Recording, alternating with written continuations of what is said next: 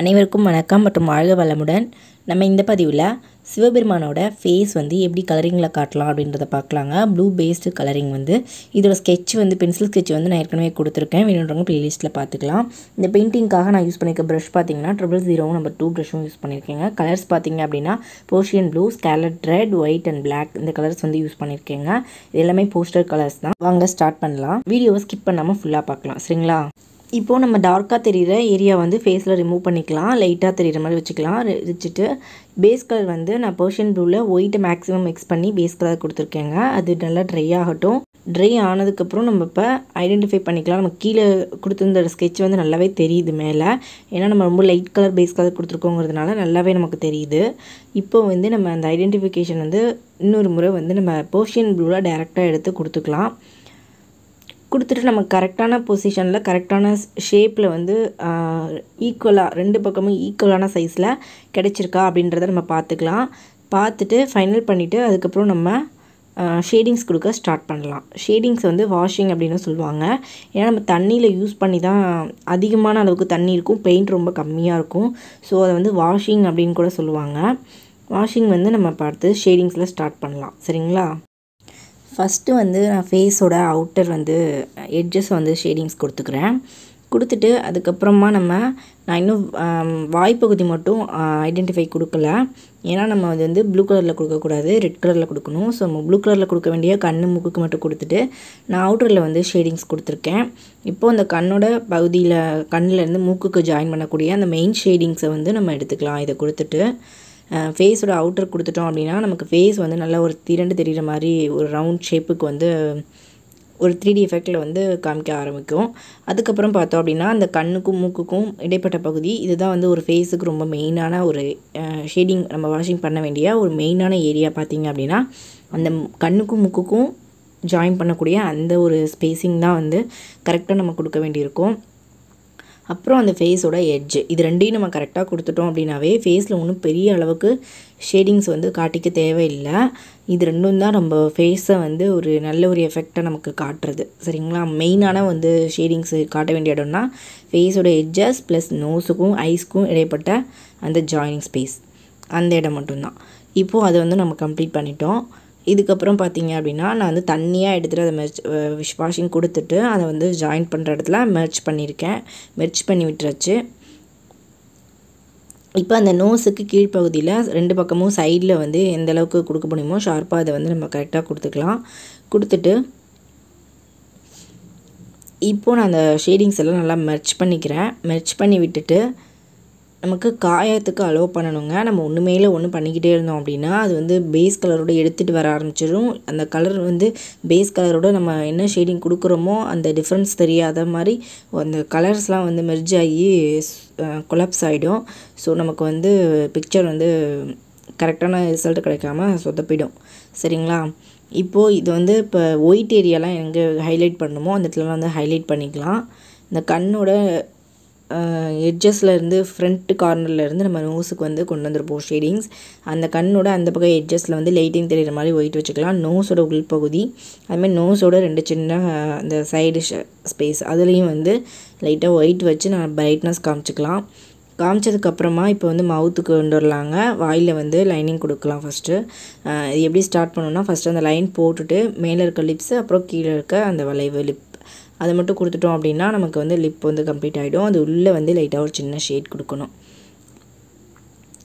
அப்புறம் வந்து சைடில் ஒரு ஸ்மைலிங் டாட் வந்து வைக்கணும் ரெண்டு பக்கமும். இவ்வளோ தாங்க. லிப்ஸும் வந்து ஓவர். இது வந்து நான் கிரிம்சன் ரெட் யூஸ் பண்ணியிருக்கேன். இதுக்கு மேலே இதை டார்க்கப் பண்ணுறதுக்கு லைட்டாக பிளாக் எடுத்துகிட்டு லைட்டாக கிரிம்சன் ரெட்டில் மிக்ஸ் பண்ணிவிட்டு நம்ம லைட்டாக அந்த ரெண்டு ஸ்மைலிங் பாயிண்டில் மட்டும் வச்சுக்கலாம்.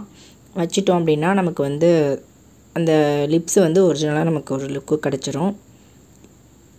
இது வந்து ரெட் கலரில் போடணும் அப்படின்றதுனால தாங்க பேலன்ஸ் வச்சுட்டு நான் இப்போ போட்டிருக்கேன். ஃபஸ்ட்டு நம்ம ப்ளூ கலரில் வந்து ஐஸ்க்கும் நோஸ்க்கும் ஐடென்டிஃபை பண்ணோம். இப்போது அந்த ஐஸ்க்கு வந்து பிளாக் கொடுத்துக்கலாம். ஃபைனல் பண்ணக்கூடிய கலர் பிளாக் இல்லைங்களா, அதனால் பிளாக் கொடுத்துக்கலாம். பிளாக்கில் வந்து ஐப்ரோஸ்க்கு வந்து ஃபஸ்ட்டு நம்ம ப்ரஷில் எடுக்கிறப்ப இங்க்கு வந்து ஜாஸ்தியாக வரும். ஸோ எடுத்தோடனே நம்ம கண்ணுக்கு உள்பக்கமாக இருக்கிற ஏரியாவில் நம்ம ஒர்க் பண்ண ஸ்டார்ட் பண்ணோம்னா பெயிண்ட் வந்து நிறைய ஃப்ளோ ஆக ஆரம்பிச்சிடும். ஸோ நம்ம ஐப்ரோ ஏரியாவில் ஃபஸ்ட்டு கொடுத்துக்கலாம். ஏன்னா அது கொஞ்சம் நம்ம பெருசாக கொடுக்க போகிறோம். அதில் கொடுத்துட்டு அதுக்கப்புறமா ப்ரஷில் வந்து பெயிண்ட் அளவு குறைஞ்சதுக்கப்புறம் நம்ம இப்போ உள்ளே இருக்க கண்ணில் இருக்க பகுதிக்கு அந்த இமை பகுதிக்கெலாம் வந்து லைனிங் கொடுத்துக்கலாம். அந்த இமையோட பகுதிக்கு ஓவரால் அவுட்லைனுக்கு இமையோட பகுதி பக்கம் வந்து அதாவது மேல் பக்கம் அந்த கண் விழியோட மேல் பக்கம் வந்து கொஞ்சம் டார்க்காக கொடுக்கணும். கீழ்ப்பக்கம் வந்து லைட்டாக ஒரு சின்ன லைன் காமிச்சா போதும். மேல் பக்கம் வந்து ஒரு டபுள் லைன் தெரிகிற அளவுக்கு கொஞ்சம் பெரிய அளவில் நம்ம அந்த பிளாக் வந்து காட்டணும் அதில். அதுக்கப்புறம் பார்த்தோம் அப்படின்னா அந்த கரு விழிக்கு வந்து அவுட்டரில் வந்து நல்லா டார்க்காக கொடுத்துட்டு நடுவில் ஒரு பால் வந்து டார்க்காக இருக்கணும். ரிமைனிங் ஸ்பேஸ் வந்து லைட் பிளாக்காக இருந்தால் போதும். அதுக்கப்புறம் கண்ணில் வந்து லைட்டாக பாயிண்ட் வைக்க போகிறோம். இவ்வளோ தான் கண்ணில் நம்ம பண்ணுற ஒர்க்கு. அப்புறம் ஐ லேஷஸ் போட்டோம் அப்படின்னா இந்த இமைக்கு மேல் உள்ள ஒரு கோடு ஒரு சின்ன லைன் அந்த கண் சுருக்கம் மூடி திறக்கும்போது வரக்கூடிய அந்த சுருக்கம் இமைப்பகுதியில் அது தெரியறதுக்காக நம்ம கண்ணுக்கும் ஐப்ரோக்கும் நடுவில் ஒரு சின்ன லைன் கொடுப்போம். அந்த லைன் கொடுத்ததுக்கப்புறமா நம்ம ஐலேஷஸ் போடணும். ஐலேஷஸ் வந்து கண்ணுக்கு 2 பக்கமும் போடுற மாதிரி, அதாவது எப்படின்னா ஒரே டைரெக்ஷனில் போடணும். கண்ணோட 2 பக்கமும் எட்ஜஸில் மட்டும் கொடுக்கணும். அதே போல் கண்ணோட கீழ்ப்பகுதியில் வந்து சின்னதாக ஒரு 4-5 முடி தெரிகிற மாதிரி காமிச்சிருந்தா போதும். ஃபுல்லாக நம்ம கொடுத்தோம் அப்படின்னா அந்த லுக்கு வந்து மாறிடும். நமக்கு வந்து நேரில் நிறையா ஃபுல்லாக ஹேர் இருக்குது, அதனால் பெயிண்டிங்லேயும் நம்ம ஃபுல்லாக கொடுக்க ஆரம்பித்தோம் அப்படின்னா நமக்கு வந்து அந்த கொடுக்கணுன்னா அதுக்கு நிறைய ப்ராக்டிஸ் எடுக்கணும். கொடுக்கலாம் கண்டிப்பாக, அதுக்காக நிறைய ப்ராக்டிஸ் எடுக்கணும். இப்போ நம்ம பெயிண்டிங்கில் வந்து அவ்வளோ ஹேர்ஸ் தேவையில்லை, சரிங்களா? அதில் வந்து எட்ஜஸில் மட்டும் லைட்டாக காமிச்சிட்டாலே போதும் நமக்கு. இப்போ நடுவில் வந்து பிளாக் கொடுத்ததுக்கப்புறம் அந்த பிளாக் வந்து ப்ளூ கூட மிக்ஸ் பண்ணிவிட்டு இன்னும் கொஞ்சம் டார்க் ஷேடாக எடுத்து நம்ம அந்த நோஸுக்கும் ஐஸுக்கும் உள்ள ஜாயிண்ட் ஸ்பேஸை வந்து இன்னும் கொஞ்சம் ஹைலைட் பண்ணி நம்ம டார்க் ஏற்றிக்கலாம். அப்படி கொடுக்குறப்ப நமக்கு வந்து ஃபினிஷிங்காக தெரியும். இன்னும் கொஞ்சம் அந்த ஷேடோஸ்லாம் ஃபுல்லாக நம்ம பிளாக் அந்த மிக்ஸ் பண்ணது கொடுக்கக்கூடாது. அந்த கண்ணும் அந்த மூக்கோட ஜாயினிங் ஏரியாவும் கனெக்ட் ஆகிற இடத்துல மட்டும் அந்த பாயிண்டில் மட்டும் கொடுத்துட்டு இப்போ மேலே வந்து இந்த நெற்றிக்கண் பகுதி வந்து ட்ரா பண்ணிவிட்டு அப்புறம் அதுக்கு பக்கத்தில் வந்து பட்டை வந்து போட்டுக்கலாம். நெத்தி மேலே வந்து ஃபுல்லாக 3 பட்டை இருக்கிற மாதிரி கொடுக்கணும். இப்போ நான் ஒயிட் எடுத்திருக்கேன். இப்போ கண்ணோட அந்த உள்பகுதியில் ஒயிட் விழி இருக்குங்க இல்லைங்களா, அங்கே நம்ம ஒயிட்டை வந்து வச்சு ஹைலைட் பண்ணிக்கலாம். ஏன்னா ஒயிட் எடுக்கிறப்போ ஒயிட்டோட ஒர்க்கெல்லாம் சேர்த்து பார்த்துட்டோம்னா நமக்கு வசதியாக இருக்கும். வச்சுட்டு அதுக்கப்புறமா நம்ம வந்து இப்போ நெற்றி பகுதியில் வந்து அந்த பட்டையை வந்து கொடுத்துக்கலாம். பட்டை வந்து ஒரு 3 கோடு கொடுக்க போகிறோம். 3 கோடிங் கொடுத்துட்டு அதை அவுட்லைன் கொடுத்து ஹைலைட் பண்ணால் தான் நமக்கு நல்லா தெரியும்.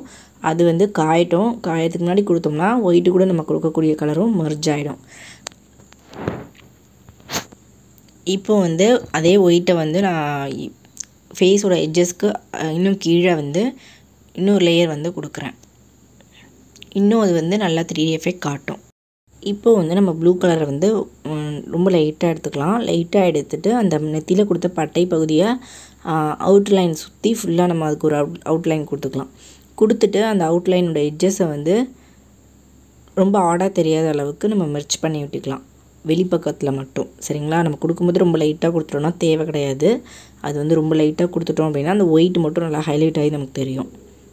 அப்படி உங்களுக்கு ஒயிட் தெரியலன்னு தெரிஞ்சதுன்னா இன்னொரு முறை ஒயிட் எடுத்துகிட்டு அது மேலே காஞ்சதுக்கப்புறமா கொடுக்குறப்ப இன்னும் நல்லா ஹைலைட் ஆகி தெரியும்.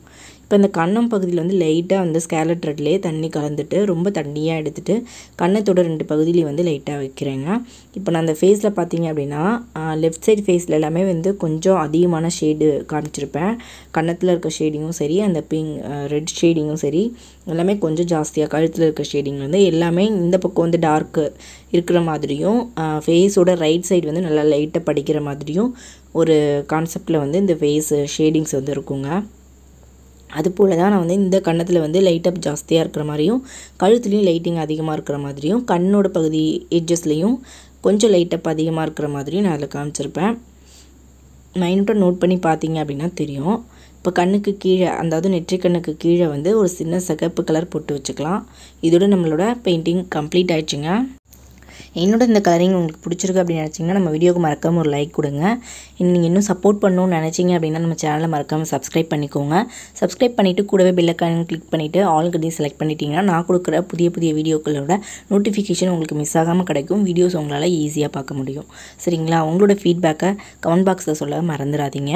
அடுத்த பதிவில் வேறொரு இன்ட்ரெஸ்டிங்கான யூஸ்ஃபுல்லான ஆர்ட் ஒர்க் கூட நம்ம மீண்டும் சந்திக்கலாம். இந்த வீடியோவை எண்டு வரைக்கும் பார்த்த உங்களுக்கு மனமார்ந்த நன்றிகள் மற்றும் வாழ்க வளமுடன்.